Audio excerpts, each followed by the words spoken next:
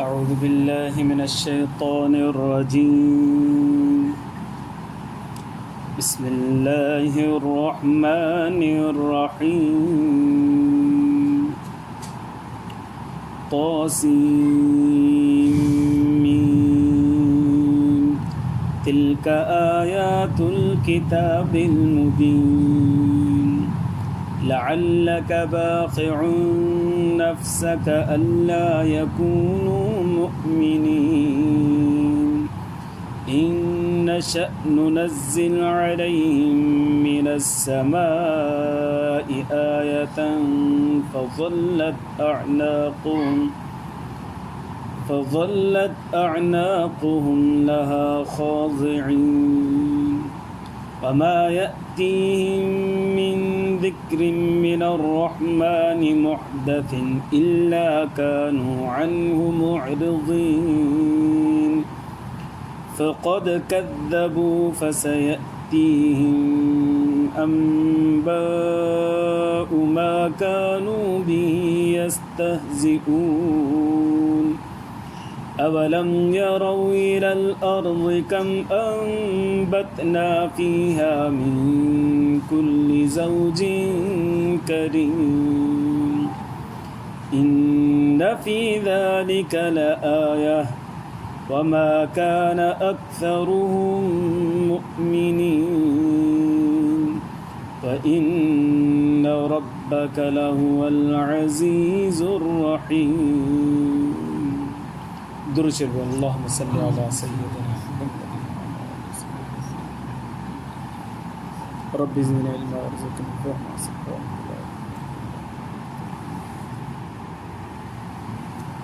मुझे मुअज़्ज़ज़ मुहतरम मुकर्रम मुजाहिद मुवाहिद भाइरों दोस्तों बुज़ुर्ग 19 पारो सूरत शुआरा जो पहिरियूं 9 आयतूं मां जिसां तिलावत कयूं. ही सूरत मक्कतुल मुकर्रमा में नबी करीम सल्लल्लाहु अलैहि वसल्लम जन जे मथां नाज़िल थी. हिन सूरत जे अंदरि 227 आयतूं आहिनि, 11 रुकू आहिनि. इन सूरत जे अंदरि अल्लाह तबारक व तआला 7 पैगंबरनि जे वाक़िआत खे ज़िक्र फ़रमायो आहे. 8 नंबर ते पोइ ख़ुलासे आख़िरी नंबर आख़िर कंदे सूरत खे नबी करीम सल्लल्लाहु अलैहि वसल्लम जन जी ज़ात मुबारक जो तज़किरो फ़रमायो आहे. ऐं आख़िरी रुकू में अल्लाह तबारक व तआला कुझु शेरो शाइरी जे बारे में तज़किरो फ़रमायो आहे, जंहिंजी निस्बत सां हिन सूरत जो नालो सूरत शुआरा रखियो वियो आहे. शुआरा शाइर जी जमा आहे, माना शेरो शाइरी करण वारा. सभ खां पहिरीं अल्लाह तबारक व तआला 3 हुरूफ़ ज़िक्र कया आहिनि, जिन खे पाण हुरूफ़ मुक़त्ताअत चवंदा आहियूं. त सीन मीम. इन जे पढ़ण जो तरीक़ो हिन तरह थींदो: तो सीन मीम. तो खड़ी ज़बर आहे, सीन ऐं मीम ते मद, सीन खे बि छिकबो ऐं मीम खे बि छिकबो. इन जो मतिलबु छा आहे? नबी करीम सल्लल्लाहु अलैहि वसल्लम इन जे मतिलब खे ज़िक्र कोन फ़रमायो आहे. इन करे बाज़ मुफ़स्सिरीन किराम लिखियो त ही हिकिड़े राज़ जूं ॻाल्हियूं आहिनि जेके अल्लाह ऐं अल्लाह जे महबूब सल्लल्लाहु अलैहि वसल्लम जे दरमियान में आहिनि. न अल्लाह तबारक व तआला इन जी वज़ाहत कई आहे, न नबी करीम सल्लल्लाहु अलैहि वसल्लम इन जी वज़ाहत कई आहे. बसि इन जी मुराद तव्हां ऐं असांखे इहो ज़हन रखिणो आहे त हिन जी मुराद अल्लाह ऐं अल्लाह जो रसूल बहितर ॼाणे थो. बसि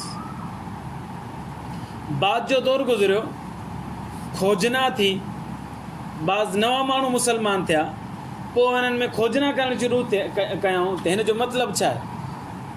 पोइ किन चयो ता जो मतिलबु हीअ आहे, सीन जो मतिलबु हीअ आहे, मीम जो मतिलबु हीअ आहे. पंहिंजे तरफ़ां मतालिब उन्हनि ज़िक्र करणु शुरू कया. तव्हांजो हिकिड़ो वाक़ियो अजीब पेश आयो. हज़रत उमर बिन ख़त्ताब रज़ी अल्लाह ताला अन्हु वटि हज़रत अमर बिन आस रज़ी अल्लाह अन्हु मिस्र वञा ख़त लिखियो. साईं असां वटि हिकिड़ो माण्हू आहे, उहो हुरूफ़ मुक़त्ताअत जूं पंहिंजूं मानाऊं ठाहे करे ज़िक्र करे थो माण्हुनि जे दरमियान. अलिफ लाम मीम, अलिफ जो मतिलबु इहा, लाम जो मतिलबु इहा, मीम जो मतिलबु इहा, या ता सीन मीम. ता जो मतिलबु इहा, सीन जो मतिलबु इहा, मीम जो बि मतिलबु इहा. क़ाफ़ नून साईं काफ़ जो मतिलबु इहा नून पंहिंजे तरफ़ां मतिलबु ॿुधाईंदो थो वरिते। छा कयूं अहिड़े माण्हू खे? हज़रत उमर बिन ख़त्ताब रज़ी अल्लाह अन्हु जवाबी लिफ़ाफ़ो मोकिलियो, जवाब मोकिलियो फरमाया त हिन माण्हू खे मुंहिंजी तरफ़ मोकिले छॾ मदीना मुनव्वर। हज़रत अमर बिन आस रज़ी अल्लाह ताला अन उन माण्हू खे चयो त अमीरुल मोमिनीन तोखे घुरायो आहे, मदीना मुनव्वर में वञी मिलीस। सैयदना उमर बिन ख़त्ताब रज़ी अल्लाह ताला अन वटि मिस्र मां पंधु करे अची आयो ऐं मुलाक़ात कई। हुन ॿुधायो साईं मां फलाणो माण्हू आहियां, मूंखे सैयदना उमर बिन आस रज़ी अल्लाह ताला अन जेको मिस्र जो गवर्नर आहे हुन मोकिलियो आहे। और उमर रज़ी अल्लाह अन सम्झे साॻियो माण्हू आहे, कोड़ो खयईं शुरू थी, एॾो कुटियईंसि जो हू रड़ियूं पियो करे, रड़ियूं करे करे करे करे हज़रत उमर रज़ी अल्लाह अन पंहिंजे अंदर जो सुठो माना हुनजो सफ़ाई कई।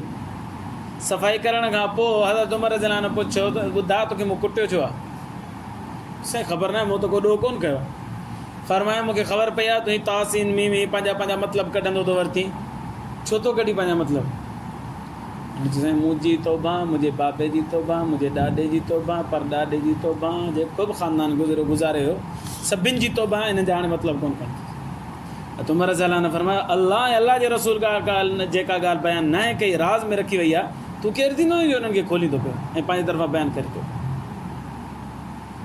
पोइ हज़रत उमर रज़ी अल्लाह अन उनखे ख़त ॾिनो हज़रत अमर बिन आस रज़ी अल्लाह अन जे नाले सां, हीउ ख़त खणी वञि खोलजांसि न, इहो वञी हुनखे माल खे हथ में ॾे, हल। हुनखे मदीना मुनव्वरा मां इजाज़त ॾिनो त वियो मिस्र वियो। उहो ख़त सिधो वञी हज़रत अमर बिन आस रज़ी अल्लाह अन खे ॾिनी जेको गवर्नर हो मिस्र।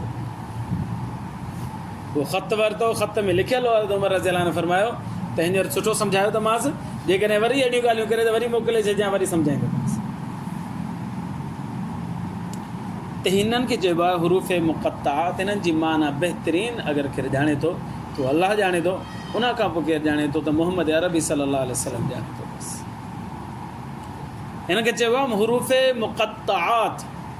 लिखियल में त हीअ मिलियल आहिनि, तासीन सां मिलियल आहे, सीन मीम सां मिलियल आहे, पर पढ़िबो हिननि खे अलॻि अलॻि करे, क़त्ता करे पढ़िबो, जुदा जुदा करे पढ़िबो। इन्हनि खे करे इन जो नालो हुरूफ़ मुक़त्तात रखियल आहे। मुक़त्तात माना जुदा जुदा, लिखत में त गॾु गॾु आहिनि पर पढ़ण में ई जुदा जुदा थींदा। त इहो अलॻि पढ़ियो वेंदो, सीन अलॻि पढ़ियो वेंदो, मीम अलॻि पढ़ियो वेंदो। बाद में अञा इस्लाम फैलिजियो ऐं कुंड कुड़छ में इस्लाम वियो त पोइ ग़ैर मुस्लिम एतिराज़ करणु लॻा त तव्हां उहो क़ुर पढ़ो था जंहिंजी माना ऐं मतिलबु ई तव्हांखे ख़बर ई कोन्हे, तोते वांगुरु था रटियो।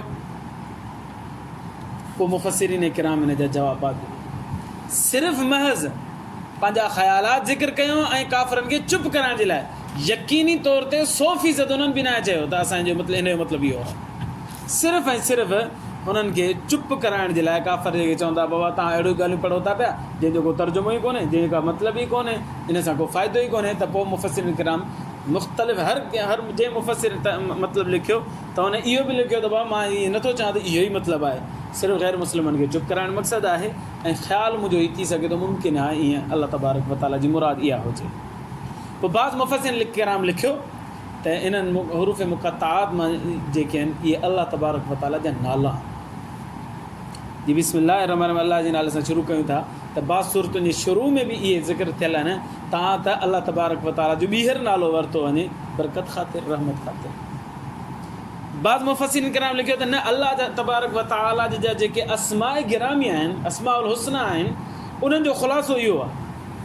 मिसाल ता मां मुराद ताहिर आहे, सीन मां मुराद सलाम आहे या सत्तार आहे, मीम मां मुराद मजीद आहे या मुहीत आहे। अहिड़े नमूने सां ॿिया जेके हुरूफ़ मुक़त्तात आहिनि उन्हनि जा बि इहे मतिलबु ज़िक्र कया अथनि।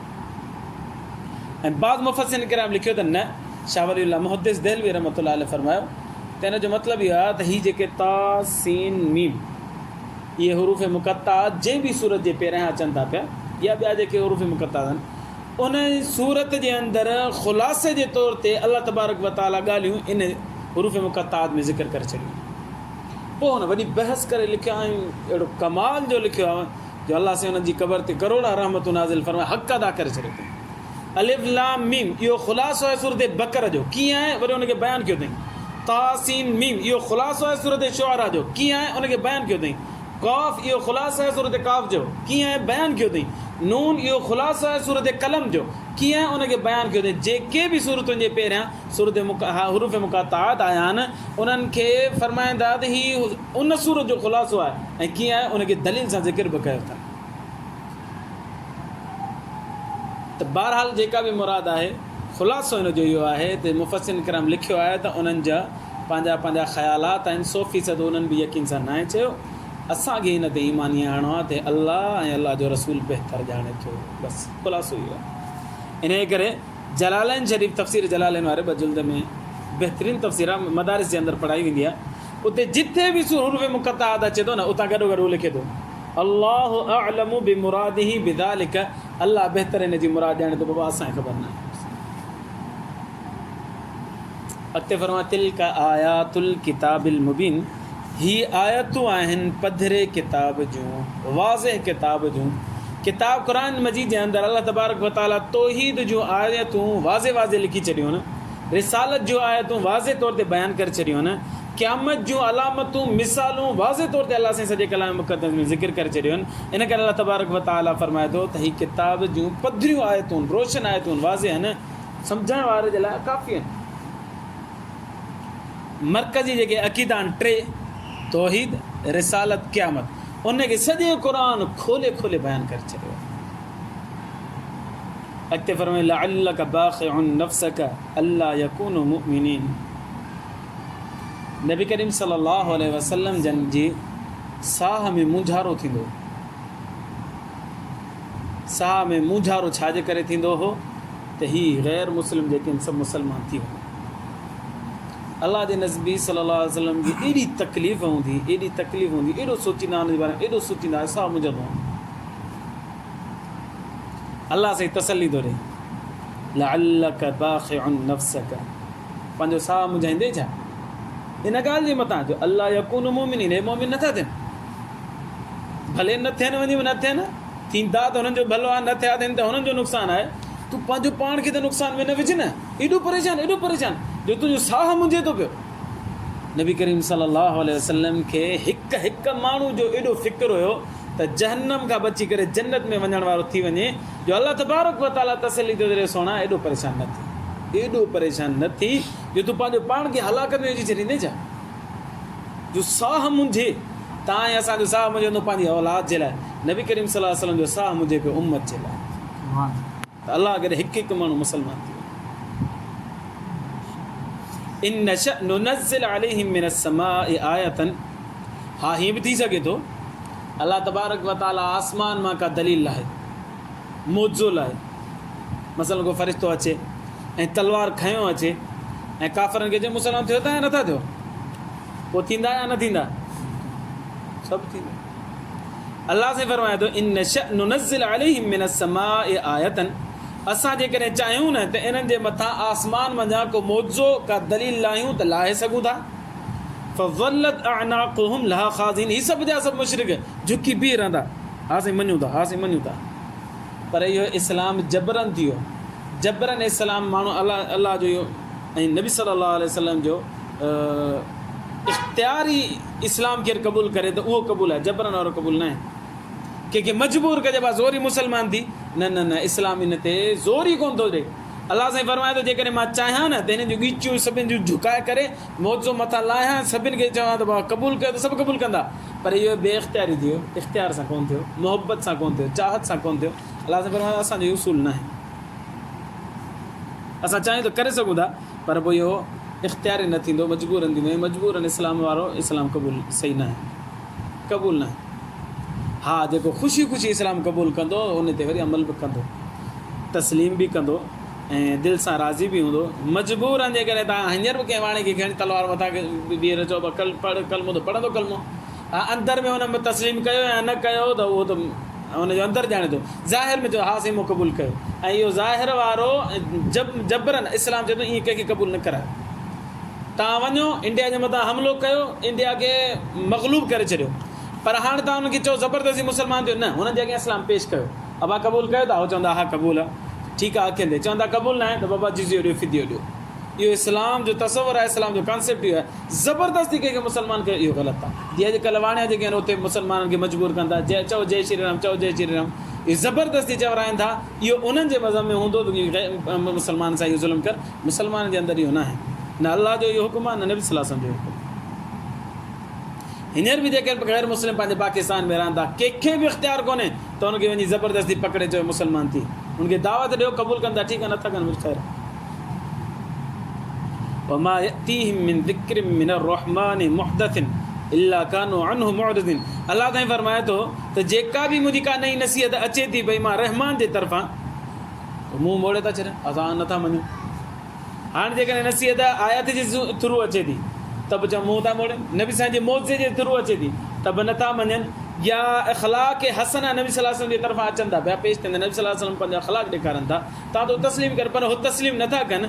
अलाह साईं फरमाए थो मुंहुं मोड़नि था पिया, बल्कि मुंहुं मोड़नि जी इंतिहा करे छॾनि था। उहा इंतिहा कहिड़ी हीअ आहे, फ़क़द कज़्ज़बू, मुंहुं त मोड़ींदा पर चवंदा कूड़ो ई, नऊज़ बिल्लाह नबी सल्लल्लाहु अलैहि वसल्लम।